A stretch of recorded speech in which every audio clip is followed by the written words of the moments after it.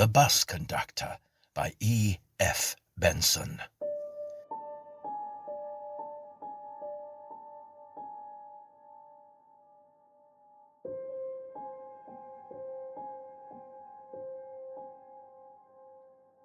My friend, Hugh Grainger, and I had just returned from a 2 days visit in the country, where we had been staying in a house of sinister repute, which was supposed to be haunted by ghosts of a particularly fearsome and truculent sort. The house itself was all that such a house should be, Jacobean and oak-panelled, with long dark passages and high-vaulted rooms. It stood also very remote, and was encompassed by a wood of sombre pines that muttered and whispered in the dark, and all the time that we were there a southwesterly gale with torrents of scalding rain had prevailed, so that by day and night weird voices moaned and fluted in the chimneys. A company of uneasy spirits held colloquy among the trees, and sudden tattoos and tappings beckoned from the window panes. But in spite of these surroundings, which were sufficient in themselves, one would almost say, to spontaneously generate occult phenomena, nothing of any description had occurred. I am bound to add, also, that my own state of mind was peculiarly well adapted to receive or even invent the sights and sounds we had gone to seek, for I was, I confess, during the whole time that we were there, in a state of abject apprehension, and lay awake both nights, through hours of terrified unrest, afraid of the dark, yes, but more afraid of what a lighted candle might show me. Hugh Grainger, on the evening after our return to town, had dined with me, and after dinner our conversation, as was natural, soon came back to these entrancing topics. "But why you go ghost-seeking I cannot imagine," he said, "because your teeth were chattering and your eyes were popping out of your head all the time you were there, from sheer fright. Or do you like being frightened?" Hugh, though being generally intelligent, is dense in certain ways, and this is one of them. "Why, of course I like being frightened," I said. "I want to be made to creep and creep and creep.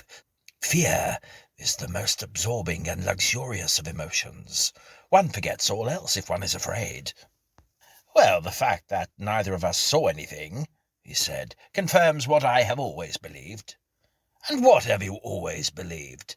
"That these phenomena are purely objective, not subjective, and that one's state of mind has nothing to do with the perception that perceives them, nor have circumstance or surroundings anything to do with them either. Look at Osburton. It has had the reputation of being a haunted house for years, and it certainly has all the accessories of one. Look at yourself, too, with all your nerves on edge, afraid to look round or light a candle for fear of seeing something. Surely there was the right man in the right place at the right time, if ghosts are subjective." He got up and lit a cigarette, and, looking at him, Hugh is about 6 feet high and as broad as he is long, I felt a retort on my lips, for I could not help my mind going back to a certain period in his life when, from some cause which, as far as I know, he had never told anybody, he had become a mere quivering mass of disordered nerves. Oddly enough, at the same moment, and for the first time, he began to speak of it himself. "You may reply that it was not worth my while to go either," he said, "because I was so clearly the wrong man in the wrong place. But I wasn't. For all your apprehensions and expectancy, you have never even seen a ghost.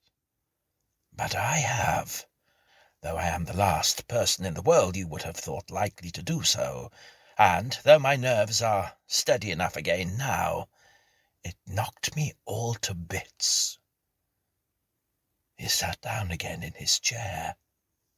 "No doubt you remember my going to bits," he said, "and since I believe that I am sound again now, I should rather like to tell you about it, but before I couldn't speak of it at all to anybody. Yet there ought to have been nothing frightening about it.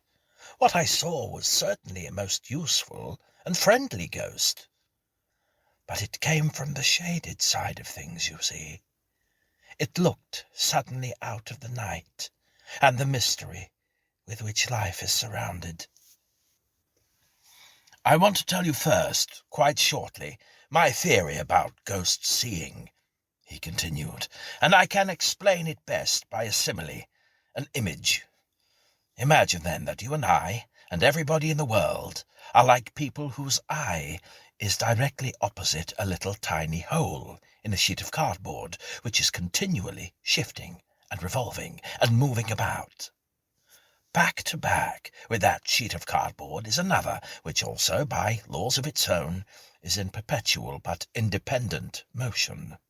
In it, too, there is another hole, and when, fortuitously, it would seem, these two holes, the one through which we are always looking, and the other one in the spiritual plane, come opposite one another, we see through, and then only do the sights and sounds of the spiritual world become visible or audible to us.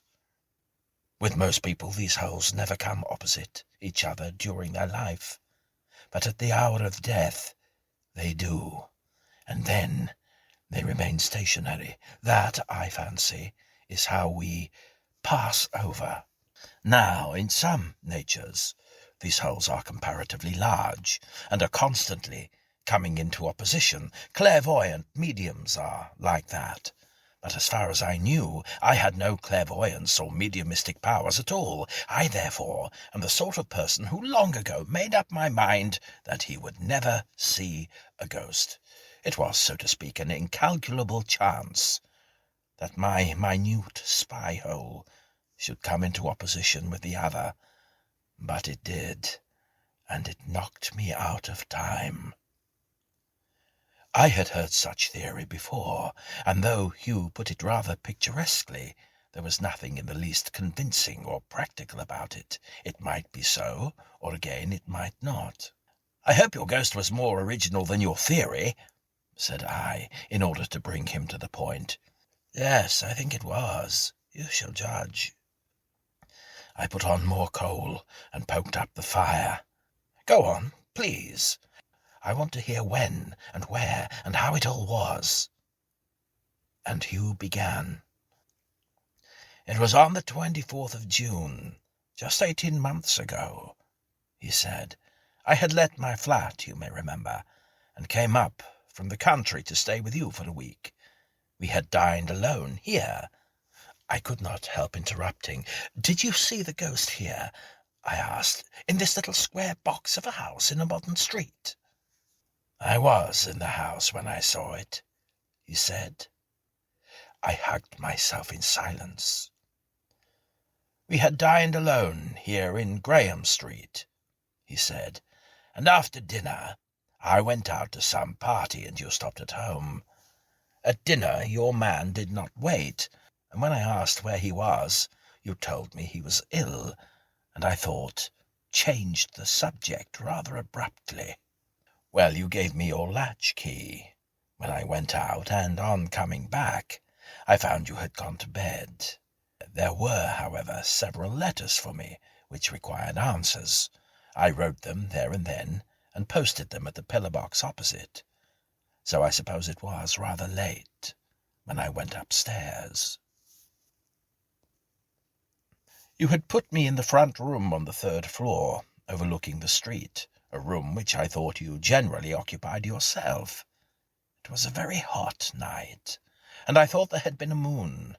On my return, the whole sky was cloud-covered, and it both looked and felt as if we might have a thunderstorm before morning. I was feeling very sleepy and heavy, and it was not till after I had got into bed that I noticed, by the shadows of the window frames on the blind, that only one of the windows was open, but it did not seem worth while to get out of bed in order to open it, though I felt rather airless and uncomfortable. I went to sleep.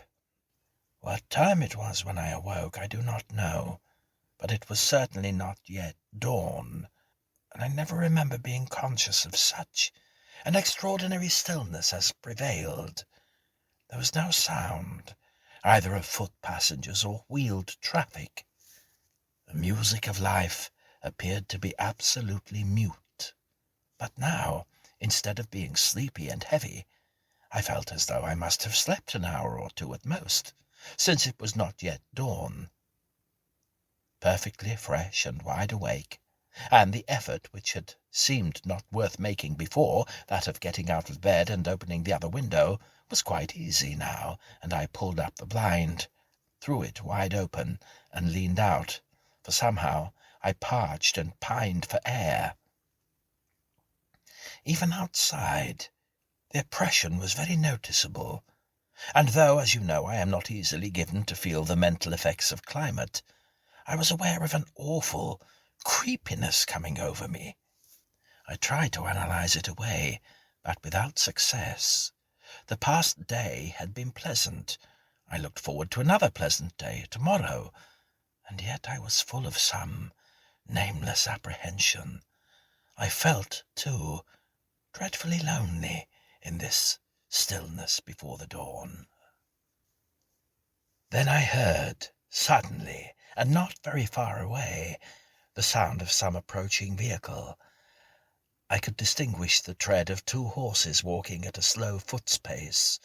They were, though, not yet visible, coming up the street, and yet this distinction of life did not abate that dreadful sense of loneliness which I have spoken of. Also, in some dim, unformulated way, that which was coming seemed to me to have something to do with the cause of my oppression. Then the vehicle came into sight. At first I could not distinguish what it was. Then I saw that the horses were black, and had long tails, and that what they dragged was made of glass. It had a black frame. It was a hearse, empty. It was moving up this side of the street. It stopped at your door. Then the obvious solution struck me. You had said at dinner that your man was ill, and you were, I thought, unwilling to speak more about his illness. No doubt, so I imagined now, he was dead. And for some reason, perhaps because you did not want me to know anything about it, you were having the body removed at night. This, I must tell you, passed through my mind quite instantaneously, and it did not occur to me how unlikely that really was, before the next thing happened. I was still leaning out of the window, and I remember also wondering, yet only momentarily, how odd it was that I saw things, or rather the one thing I was looking at, so very distinctly. Of course, there was a moon behind the clouds, but it was curious how every detail of the hearse and the horses was visible. There was only one man, the driver, with it, and the street was otherwise absolutely empty. It was at him I was looking now. I could see every detail of his clothes, but from where I was, so high above him, I could not see his face. He had on grey trousers, brown boots, a black coat buttoned all the way up, and a straw hat. Over his shoulder there was a strap, which seemed to support some sort of little bag. He looked exactly like, well, from my description. What did he look like? You tell me. Why, a bus conductor, I said instantly. So I thought, and even while I was thinking this, he looked up at me. He had a rather long, thin face, and on his left cheek there was a mole with a growth of dark hair on it. All this was as distinct as if it had been noonday, and I was but within a yard of him. But so instantaneous was all that, takes so long in the telling, I had not time to think it strange that the driver of a hearse should be so unfunerally dressed. Then he touched his hat to me, and jerked his thumb over his shoulder. "Just room for one inside, sir," he said. There was something so odious, so coarse, so unfeeling about this, that I instantly drew my head in, pulled the blind down again, and then, for what reason I do not know, turned on the electric light in order to see what time it was. The hands of my watch pointed to 11:30. It was then, for the first time, I think, that a doubt crossed my mind as to the nature of what I had just seen. But I put out the light again, got into bed, and began to think. We had dined, I had gone to a party, I had come back and written letters and gone to bed and slept. So how could it be 11:30? Or what 11:30 was it? Then another easy solution struck me. My watch must have stopped, but it had not. I could hear it ticking. There was stillness and silence again. I expected every moment to hear muffled footsteps on the stairs, footsteps moving slowly, under the weight of a heavy burden. But from inside the house there was no sound whatever. Outside, too, was the same dead silence, while the hearse waited at the door, and the minutes ticked on, and at length I began to see a difference in the light of the room, and knew that the dawn was beginning to break outside. But how had it happened, then, that if the corpse was to be removed at night, it had not gone, and that the hearse still waited, when morning was already coming? Presently I got out of bed again, and with the sense of strong physical shrinking, I went to the window and pulled back the blind. The dawn was coming fast. The whole street was lit by that silver, hueless light of morning, but there was no hearse. Once again I looked at my watch. It was just 4:15, but I could swear that not half an hour had passed, since it had told me that it was 11:30. Then a curious double sense, as if I was living in the present and at the same moment had been living in some other time, came over me. It was dawn on June 25th, and the street, as natural, was empty. But a little while ago the driver of a hearse had spoken to me, and it was 11:30. What was that driver? To what plane did he belong? And again, what 11:30 was it that I had recorded on the dial of my watch? I then told myself that the whole thing had been a dream, but if you ask me whether I believed what I told myself, I must confess that I did not. Your man did not appear at breakfast next morning, nor did I see him again before I left that afternoon. I think if I had, I should have told you all about this. But it was still possible, you see, that what I had seen was a real hearse, driven by a real driver. For all the ghastly gaiety of the face that had looked up to mine, and the levity of his pointing hand, I might possibly have fallen asleep soon after seeing him, and slumbered through the removal of the body and the departure of the hearse. So I did not speak of it to you." He paused. There was something wonderfully straightforward and prosaic in all this. Here we were, no Jacobean house, oak-panelled and surrounded by weeping pines, and somehow the very absence of suitable surroundings made the story more impressive to me. But for a moment doubt assailed me. "Don't tell me it was all a dream," I said. "I don't know whether it was or not. I can only say that I believe myself to have been wide awake. In any case, the rest of the story is odd. I went out of town again that afternoon," he continued, "and I may say that I don't think, even for a moment, did I get the haunting sense of what I had seen or dreamed that night out of my mind. It was present to me always as some vision unfulfilled. It was as if some clock had struck the 4 quarters, and I was still waiting to hear what the hour would be. Exactly a month afterwards I was in London again, but only for the day. I arrived at Victoria about 11, and took the Underground to Sloane Square in order to see if you were in town and would give me lunch. It was a baking hot morning, and I intended to take a bus from the King's Road as far as Graham Street. There was one standing at the corner, just as I came out of the station. But I saw that the top was full, and inside appeared to be full too.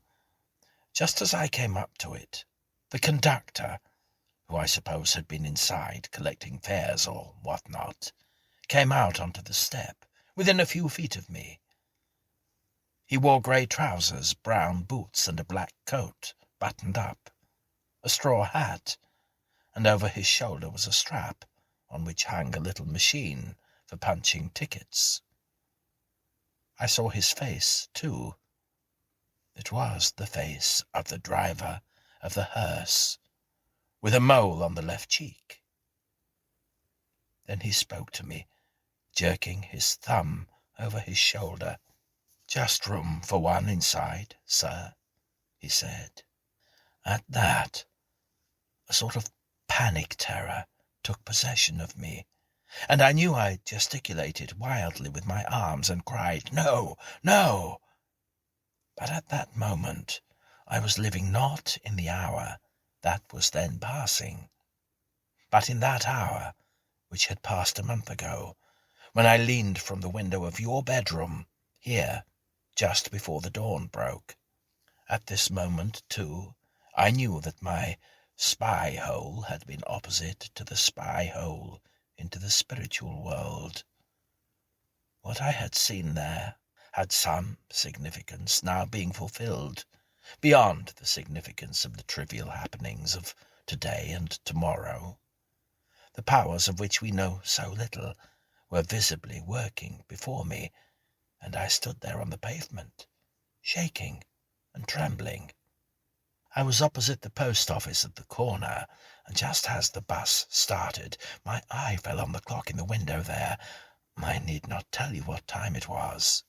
Perhaps I need not tell you the rest, for you will probably conjecture it, since you will have not forgotten what happened at the corner of Sloane Square at the end of July in the summer before last. The bus pulled out from the pavement into the street in order to get round a van that was standing in front of it. At that moment there came down the King's Road a big motor, going at a hideously dangerous pace. It crashed full into the bus, burrowing into it as a gimlet burrows into a board. He paused. "And that is my story," he said.